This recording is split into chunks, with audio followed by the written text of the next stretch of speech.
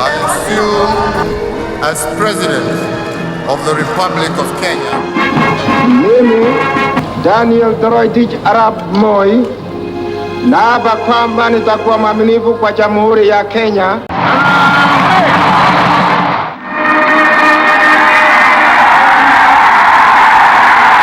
It is the ultimate prize of political power in Kenya. State House.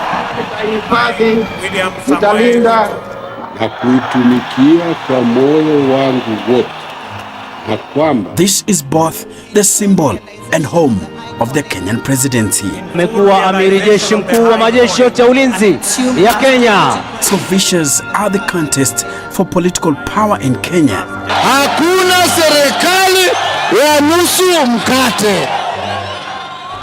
It is a blood sport that finds its roots in an ugly fallout between two of Kenya's founding fathers, Mzee Jomo Kenyatta and Odinga.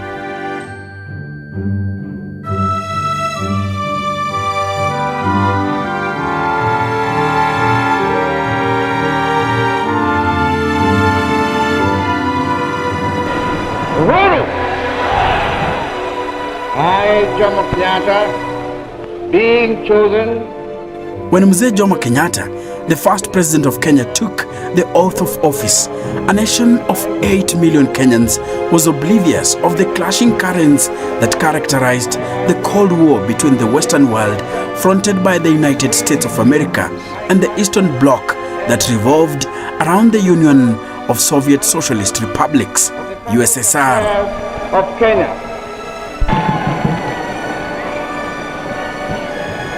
I, Jomo Kenyatta, do swear that I will be faithful and true. Former Cabinet Minister Brudi Nabwera was Kenya's first ambassador to the United States.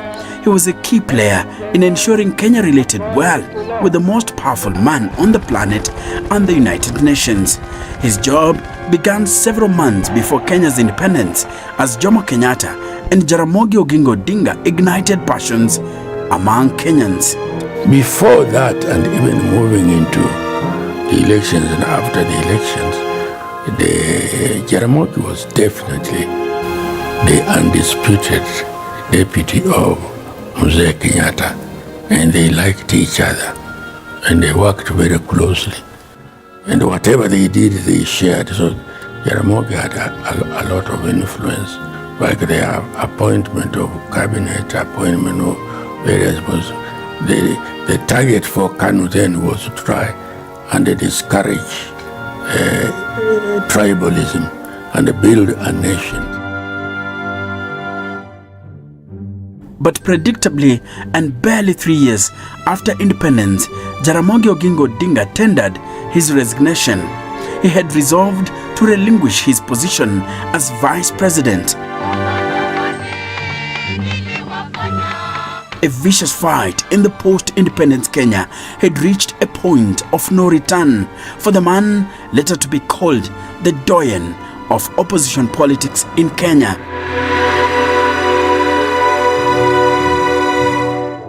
At the point of resignation, Oginga Odinga claimed that the government was in the hands of masters serving foreign interests.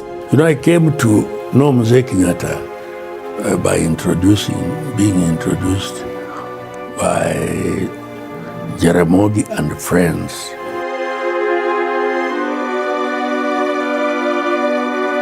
Indeed, Jomo Kenyatta towered among Kenyans agitating for change. He was much older than his freedom struggle colleagues.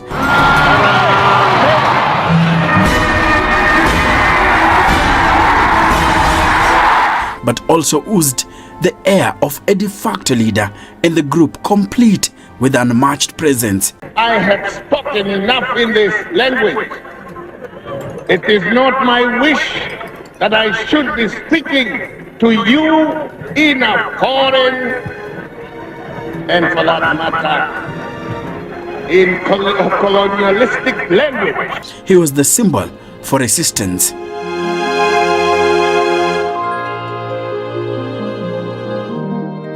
Some of them have misunderstood us, and it's only by our action, they will know that we mean business.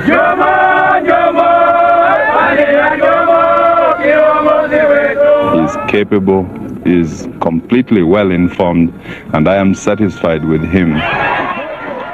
He was, as a result, the unchallenged pick for all leaders, including Jaramogi Oginga Odinga, who rejected an offer by the colonial masters that would have made him the first prime minister of a self-governing Kenya.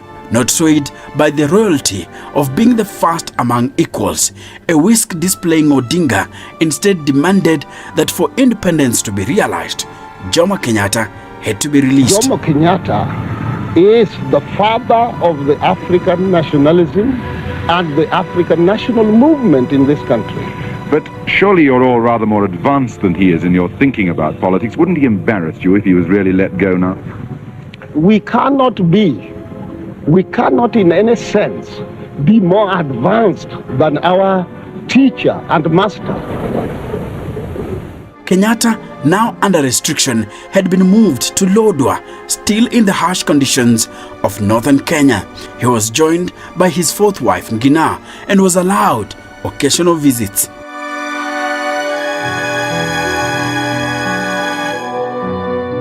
Jaramogi, with the other African members, asked the colonial government to allow them to visit Mzee Kenyatta. They visited, so they discussed politics and the future of the country.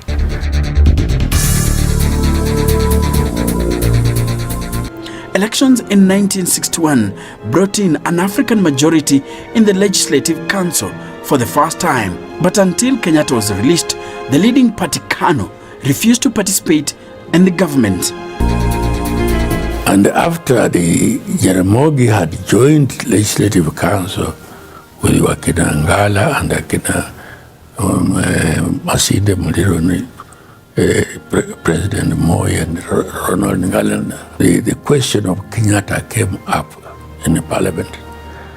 And Jaramogi stood up and said, unless and until Mzee Kenyatta was released to lead the African people, it would be very difficult for the Africans to accept another person as a leader of Kenya. The majority of African people, Mzee Jomo Kenyatta was their second god.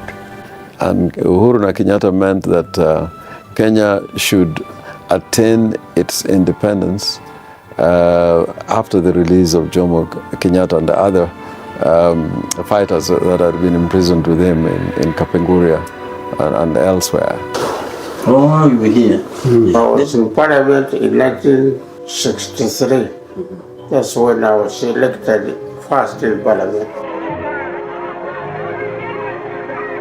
On August the 14th, 1961, Kenyatta came home.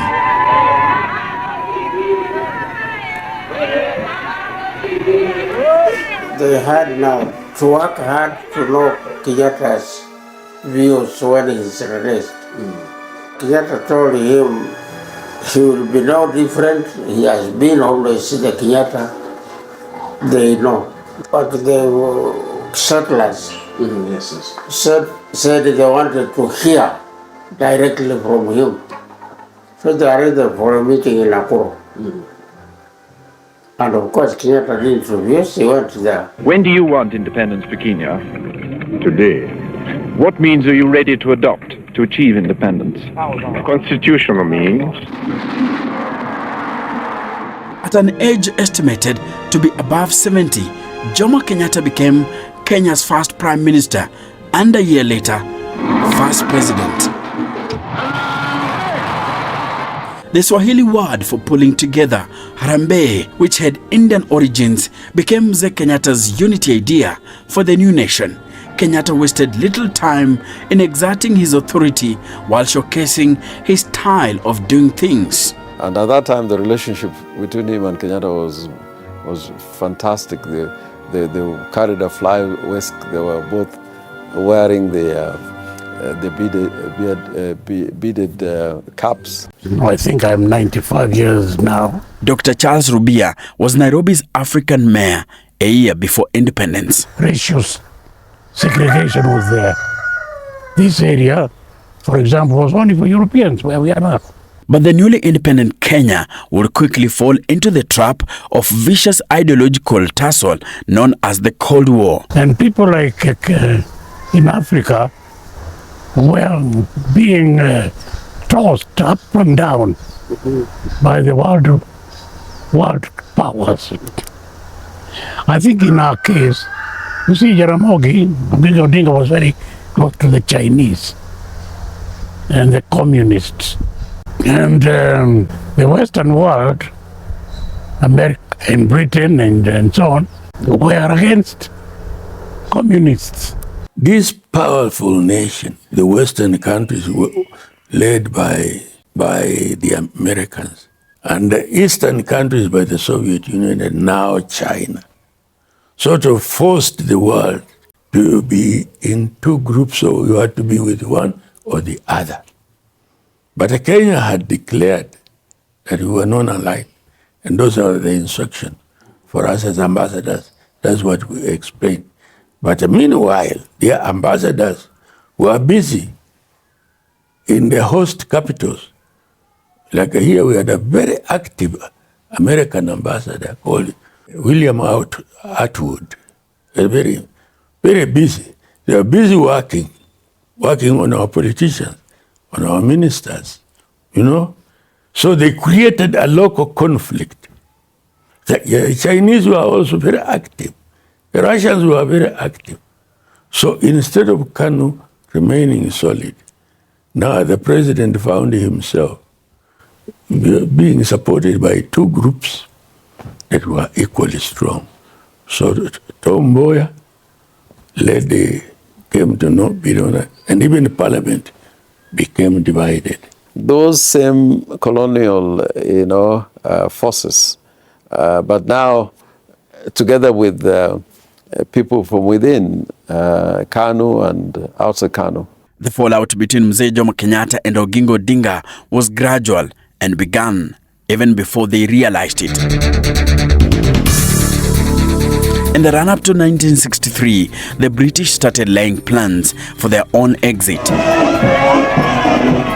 and granting of independence to Kenya, and retired President Daniel Moi, then the head of the Kenya African Democratic Union (KADU), was the man the British spies identified as the trusted pair of hands to have in a key position after independence.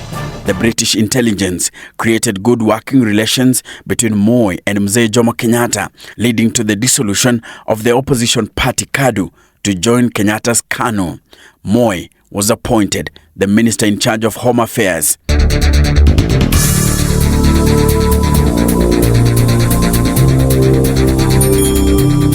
Upon the assassination of J.F. Kennedy in 1963, Mboya's shine in the White House paled. Moi was the new darling. The late Tom Mboya was equally ambitious, a capable leader, but I think in the order of things it was quite obvious that the natural order of things would be that Jaramogi would be the natural successor. And of course, if you go to the records, Mboya himself was not terribly enthusiastic about the releases of Jomo Kenyatta. The person who really fought tooth and nail for his release was Jaramogi Odinga. To the American intelligence, Jaramogi Oginga Odinga was a power-hungry politician who was working behind the back of the country's founding president to gain power. The West was checking the spread of communism and was not ready to lose the newly independent state to the East. The two were played by international governments. Kenyatta, pro-West, Jaramogi, pro-East. And I think that is where the difference came from. I think they were also playing very dirty game through CIA from America and KGB from Russia.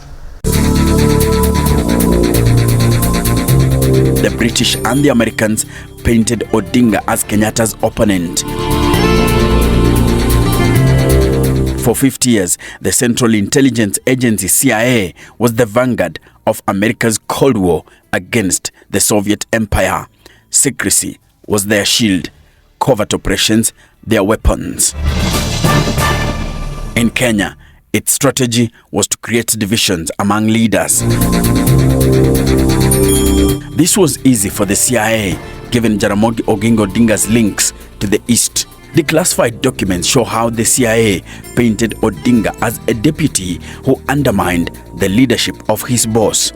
By using overt and covert means, they destroyed the very fabric that held Kenyatta and Jaramogi together, and they forced the government to crumble. The West at that time was not comfortable with Jaramogi Oginga Odinga.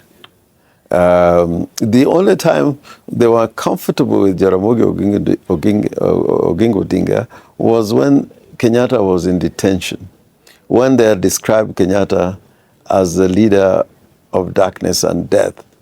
And they had this image of Kenyatta being a rebel and a communist, because they thought, having stayed in Moscow for a little while, that he was a fire-eating kind of revolutionary. And therefore, anything should be done to stop him from becoming president. But we remember after that Nakuru meeting with the settlers, they were persuaded now that Kenyatta could become president or leader of an independent Kenya. And then now the fires and the spears were turned against. According to the CIA, Burudi Nabwera, then Kenya's ambassador to the US, was an Odinga ally. CIA documents declassified in 2008 states, as Minister of Home Affairs, he was able to remove a Kikuyu civil servant as head of the passport department and replace him with a loyal Luo. The Kenyan ambassador to the UN and US is an Odinga partisan, as is the Minister of Information, Acheng Oneko. According to the CIA, Jaramogi had packed the civil service with his cronies. They claimed he had doled out political ledgers in terms of scholarships and money to his supporters, and even sponsored political candidates into parliament and asked them to defeat some government motions. The documents also claim that Jaramogi had secret pacts with communist countries without Kenyatta's authority, including the training of his own private army.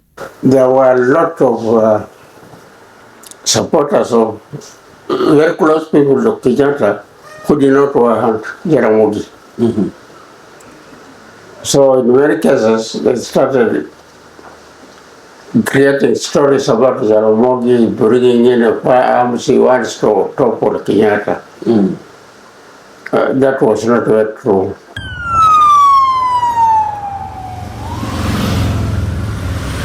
In one of the documents prepared on July 31st, 1964, from the CIA's Office of Current Intelligence, and which was reviewed by the State Department, the CIA detailed instances it believed Jaramogi was plotting a power grab against Kenyatta. The Americans did not hide their disdain for Odinga, an assessment which they made in an intelligence analysis titled Independent Kenya's Prospects under Jomo Kenyatta, dated December 6, 1963, just 6 days to independence.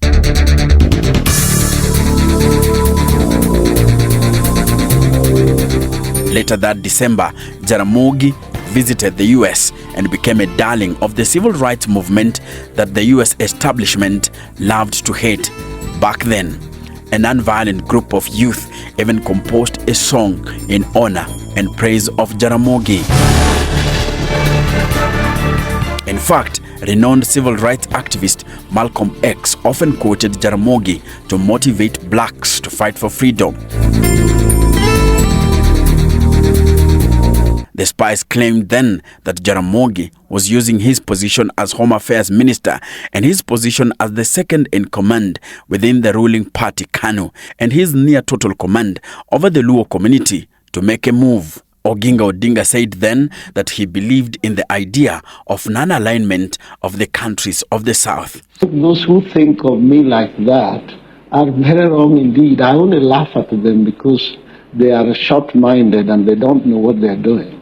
Why I appear to be pro-East is because the weight has been so heavily overweighted on the western side because Kenya has been under British. And the Americans' influence here is also very strong. And in order to be neutral, I might appear as if I'm pulling the weight in order to balance it towards the east. The documents read in part, Odinga has used these various sources of power interchangeably or simultaneously to operate just as he pleases, placing supporters where he wants them, running roughshod through the domains of other ministers and frequently presenting Kenyatta with accomplished facts which the latter is unwilling or unable to reverse. Within 3 years of independence, Kenyatta's policies were challenged by an opposition party led by some of his colleagues during the pre-emergency period. When he formed his party of KPU, some of us had gone with him. Professor Julia had gone. I went and told her not to go because I knew what was happening in the government. And we knew Odinga was going to lose. 3 years later, the Kenya People's Union Party was banned. Odinga, its president and the man who had resurrected Kenyatta's name during the emergency, Bildad Kagia and Achengo Neko, who had been sentenced with Kenyatta at Kapenguria, and several other politicians were detained without trial. But it was a series of mysterious deaths of top politicians that escalated matters. A freedom fighter of the Goan descent, Pio Gamapinto, was the first to be assassinated, almost 365 days after the murder of Pinto. Followed a series of well-calculated moves to liquidate Jaramogi Oginga Odinga, then Vice President of Kenya, and the governing party, KANU. The man believed to have been behind the anti-Odinga scheme was Tom Mboya, the political genius who was for Jomo Kenyatta, Mr. Fix-It. And if you look at the portfolio Jaramogi had at that time of independence, it was a very powerful portfolio he had. He was in charge of home affairs, which meant what is now internal security. And of course, the chemistry between the two leaders, both from Kenyatta's perspective and from Jaramogi's perspective, things were going to fall naturally into play. But Tom Mboya did not last long after playing part in the removal of Oginga Odinga from the political equation. In 1969, he was gunned down after stepping out of a chemist along the current Moi Avenue Street. A government began being suspected of killing politicians. Hell broke loose in Kisumu when President Jomo Kenyatta visited the town to officially open the Nyanza Regional Hospital, which ironically now bears Jaramogi's name. And people wanted Kenyatta to spread where Mboya was. The aggressiveness of the laws was so strong that it was now approaching Mr. Kenyatta on the stage, on his stage. His security did not like it, so they started preventing them. So the security of Kenyatta pushed them and started firing in the air. The youths knew they were firing in the air. They came. They were pressing down this way. So they started, the security people shot at them. They killed quite a number. I was running away coming here to Bunyana. We passed quite a few fallen on that road. It is now called what? This Kakumeka Road. So we passed on them and they started, and the guards were shooting on the way to Nairobi, so they killed quite a number on the road. We in the cabinet ran away, though some went to their homes like me. But upon the death of Mzee Jomo Kenyatta in 1978, Jaramogi Oginga Odinga acknowledged the difference between the two of them, but maintained that they remained family friends.